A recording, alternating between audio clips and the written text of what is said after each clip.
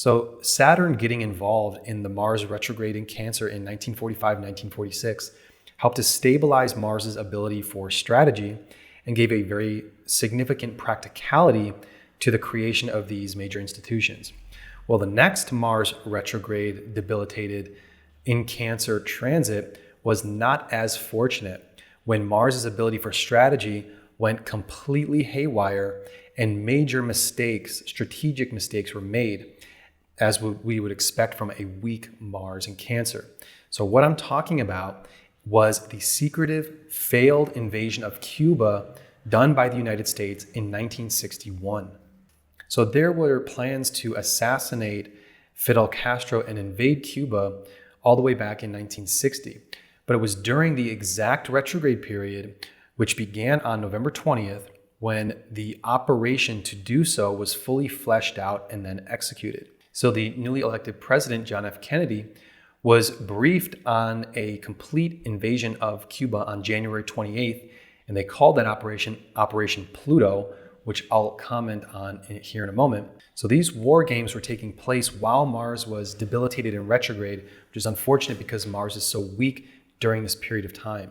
So on April 15th of 1961, the first airstrikes were initiated, and fascinatingly enough, there was a special battalion of guerrilla warriors who were tasked at carrying out what they called Operation Mars.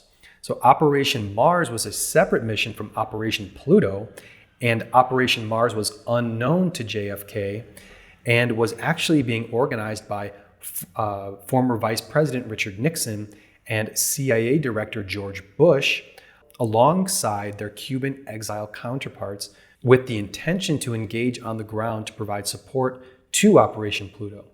So Invasion Day was on April 17th, when transiting Mars was now direct and was exactly conjunct the 8th house cusp. So the 8th house being secrets, criminal or taboo behavior, and unspoken intention being lit up by Mars resulted in a conspiratorial and covert war being conducted by the military, which it attempted to disguise as a coup by Cuban revolutionaries. So without getting into too exhaustive detail, that plan failed within just 1 week and was a major embarrassment to the United States and to the Kennedy administration. So here is a very stark example about how strategy and conspiracies can go horribly wrong when Mars retrogrades into Cancer. So knowing about this period of time, it's very helpful if you're planning something that's very multi-layered or complex and potentially frustrating that will be playing out during Mars retrograde and debilitated, to be very careful about what you're planning, because it can go very badly.